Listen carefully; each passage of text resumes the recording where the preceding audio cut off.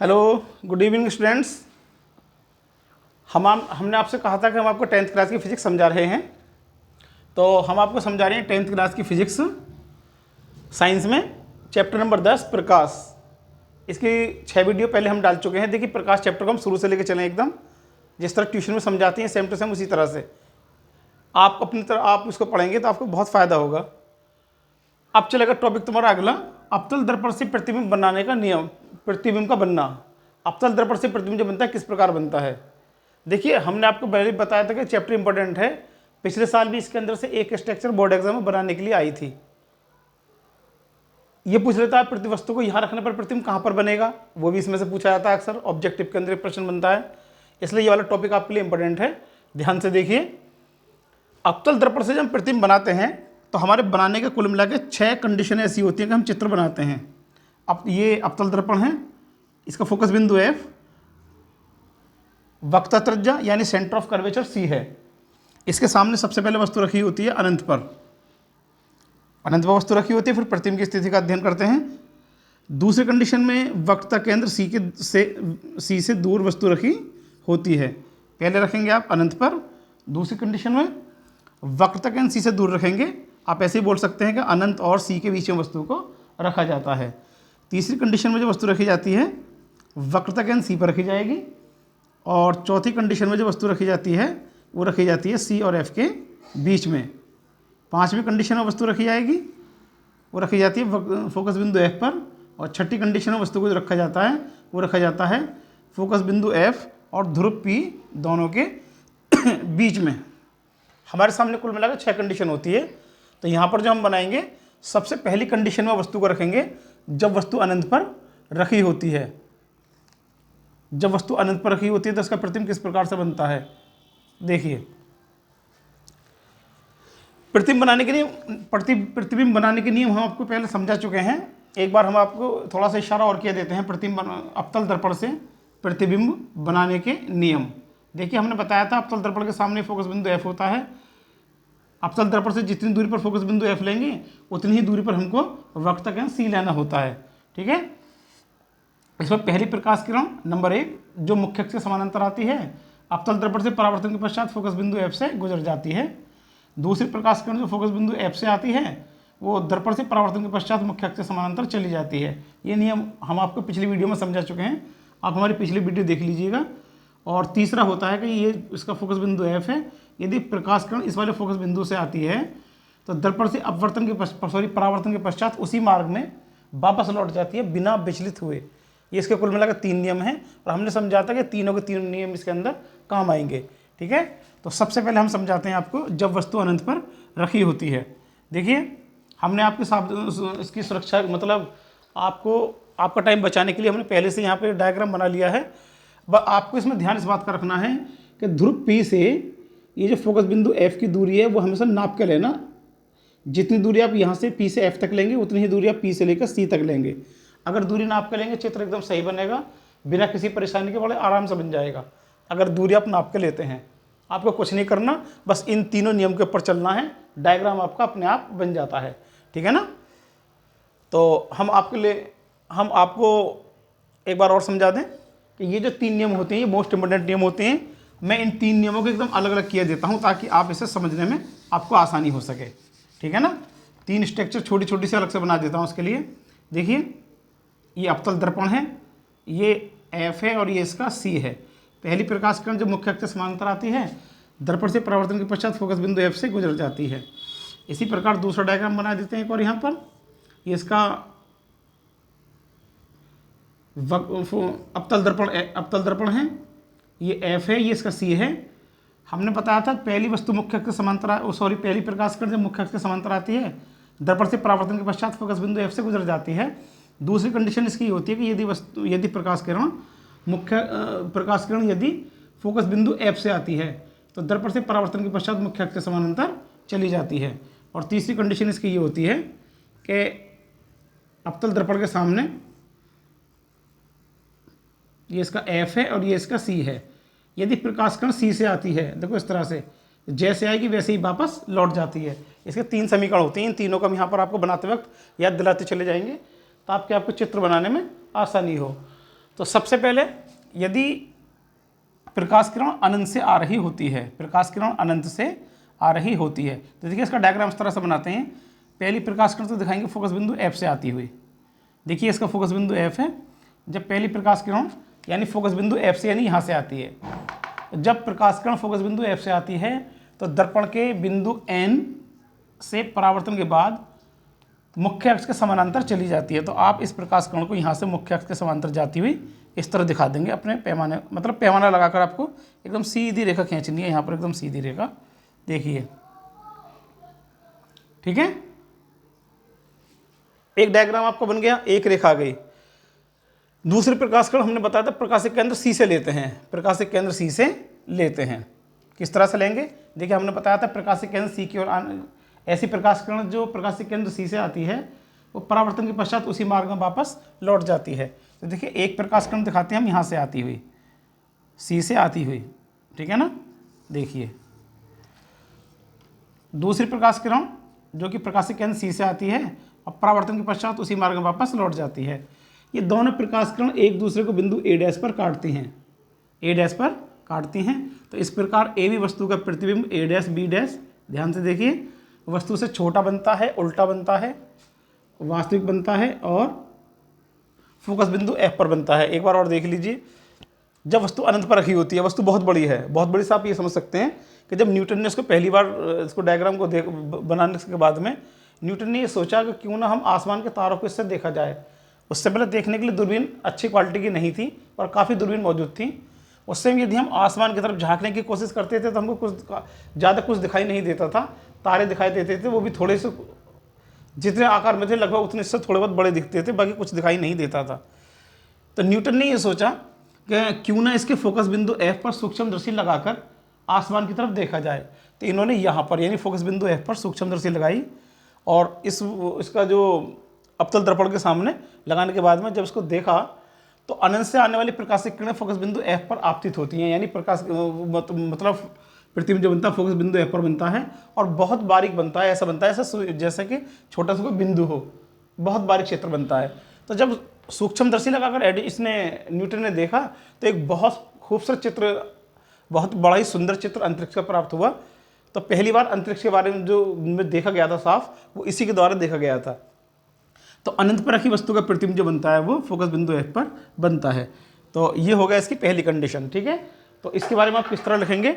देखो इसको मिटा देता हूँ। दूसरे ये मैंने आपको समझा दिया, दूसरे बार में वस्तु जो रखी जाती है वो कहाँ पर रखी जाएगी, इसको मैं हटाता हूँ यहाँ से। अब देखिए इसके बाद में अगला आता है, अब इसके बारे में लिखना होता है हमें। कैसे लिखना होता है? देखिए जैसा भी आपको चित्र बनता है, देखिए मैंने बताया था अगर आप ये दूरी नाप के लेते हैं, यहाँ से ये दूरी नाप के लेते हैं तो चित्र आपका बेहतरीन बनेगा, ज़्यादा मेहनत नहीं करनी पड़ेगी, अपने आप डायग्राम बन जाएगा। अब आपको इस डायग्राम के बारे में लिखना है। कैसे लिखते हैं? देखिए बड़े तरीके से लिखने का तो अब टाइम नहीं है क्योंकि कम नंबर में क्वेश्चन वाला आता है।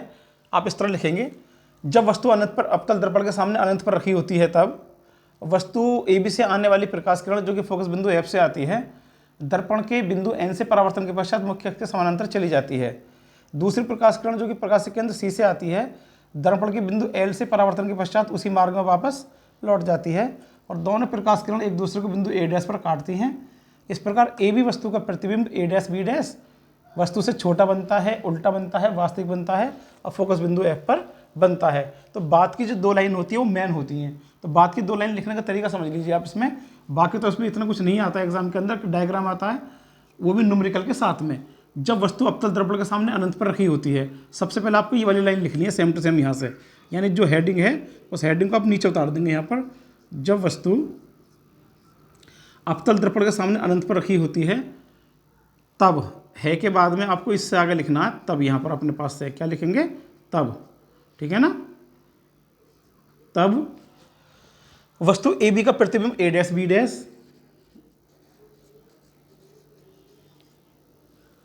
वस्तु ए बी का प्रतिबिंब ए डैश बी डैश। अब देखिए जिस तरह से आपको प्रतिबिंब दिखाई देता है आप उसी तरह लिखेंगे। वस्तु से छोटा है, बड़ा है, बराबर है, उल्टा है, सीधा है, जैसा भी आपको लगता है इसमें लिख देंगे। कैसा लग रहा है? देखो प्रतिबिंब चूंकि वस्तु अनंत पर रखी है तो वस्तु बहुत बड़ी है तो उसके मुकाबले प्रतिबिंब जो बनता है बहुत छोटा बनता है। तो वस्तु से छोटा, कॉमा उल्टा। देखिए जब प्रतिबिंब उल्टा है तो सीधी सी बात है वास्तविक होगा। तो अगले जो टॉपिक आता वो आता, अगले वर्ड हुआ था वास्तविक। छोटा, उल्टा, वास्तविक, और कहाँ पर बनता है? तथा फोकस बिंदु F पर बनता है। जैसा आपको दिखाई दे, आप सेम टू सेम इसके अंदर वैसे ही इसके अंदर लिख देते हैं, बिंदु F पर बनता है। इस तरह से आपको ये आपके एक स्ट्रक्चर पूरी हो गई।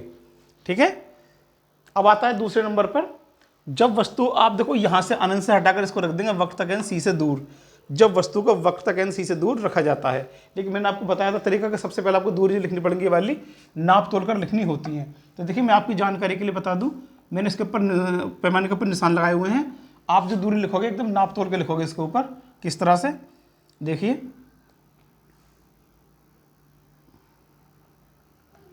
देखिए मैंने दोनों दूरी नाप के लिख दी हैं।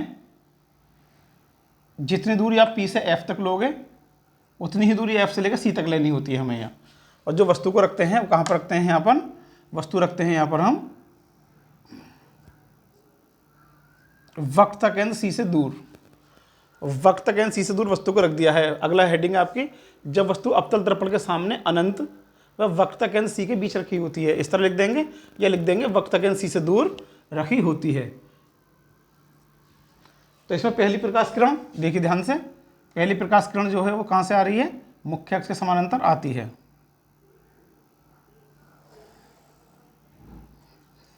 जो प्रकाश किरण मुख्य अक्ष से समानांतर आती है, दर्पण के बिंदु N से परावर्तन के पश्चात, जो हमने आपको रूल बताया था कि मुख्य अक्ष के समानांतर आएगी, ध्यान से देखिए मुख्य अक्ष के समानांतर जो आती है वो फोकस बिंदु F से गुजर जाती है। तो आप इसको फोकस बिंदु F से जाता हुआ दिखा देंगे यहाँ पर इस तरह से। पहले आप पेन अपना यहाँ रख लेंगे N पर, और रखने के बाद में उसको F से मिलाने के बाद में सीधी लाइन खींच देंगे इस तरह से, फोकस बिंदु F से गुजर जाती है। दूसरा बताया था हमने तुम्हारे को, या तो आप ले लेंगे F से या ले लेंगे C से। C से लेंगे तो आपको इस तरह से लगाना पड़ेगा यहाँ पर। ये देखिए दर्पण इसको सूट नहीं कर रहा है यहाँ पर, ये मतलब आपको डायग्राम आप बड़ा करना पड़ेगा। तो आप एक काम कीजिए, वहाँ से ना लेके यहाँ से ले लीजिए। कहाँ से? फोकस बिंदु F से। तो दूसरी प्रकाश किरण जो कि फोकस बिंदु F से आती है, देखिए दूसरी प्रकाश किरण फोकस बिंदु F से आ रही है।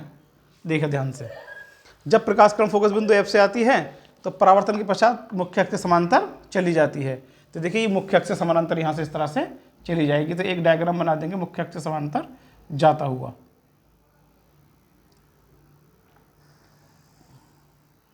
देखिए इस तरह से मुख्य अक्ष से समानांतर प्रकाश किरण चली जाती है।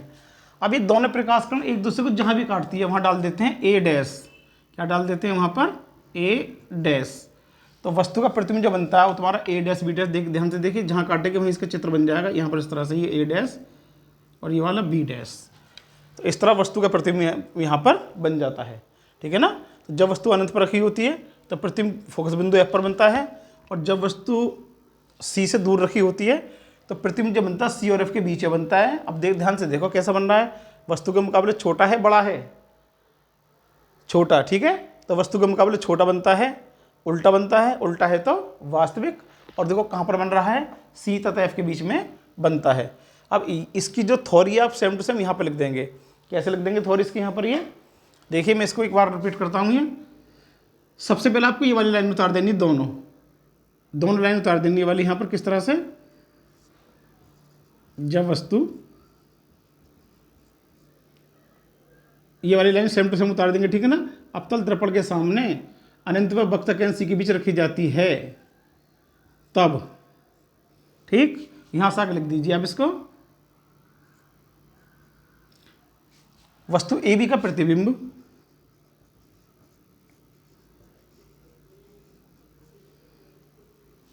इसको हटा देता हूं यहां से।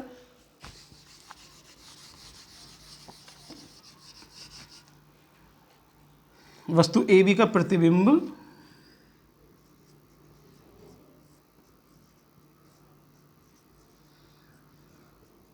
A डैश B डैश वस्तु से देखिए आकार में कैसा बन रहा है? छोटा बनता है तो छोटा लिखेंगे, बड़ा बनता है तो बड़ा लिखेंगे, बराबर बनता है तो बराबर लिखेंगे। वस्तु से छोटा, कॉमा उल्टा, उल्टा है तो वास्तविक और सीधा है तो आभासी। वास्तविक तथा सी व एफ के बीच बनता है। तो आप इसको इस तरह से लिख देंगे। तो आपकी इस तरह से दो स्ट्रक्चर बन गई, जब वस्तु को अनंत पर रखा गया है और सी से दूर रखा गया है। अब जो अगली स्ट्रक्चर बनेगी उसमें सी के ऊपर रखा जाएगा और बी और एफ और सी के बीच में रखा जाएगा। ठीक है ना। तो आप इसका एक बार देख लीजिए, पहले इसका स्क्रीनशॉट ले लीजिए ताकि आपको समझ में आ सके। और हमारे वीडियो को ज़्यादा से ज़्यादा सब्सक्राइब कीजिए, आप लाइक कीजिए और शेयर कीजिए इसे। इसका स्क्रीनशॉट ले लीजिए। इसके बाद हम आपके लिए अगली वीडियो सेट मतलब इसके बाद में हम आपको लिखते हैं चौथा पॉइंट इसका। ठीक है। तो इसके लिए हम मिटाते हैं इसको। इसकी हेडिंग नहीं मिटाएंगे, चूँकि हेडिंग को हम हल्का सा चेंज करना होगा। हेडिंग हम इसकी नहीं मिटाएंगे यहाँ पर।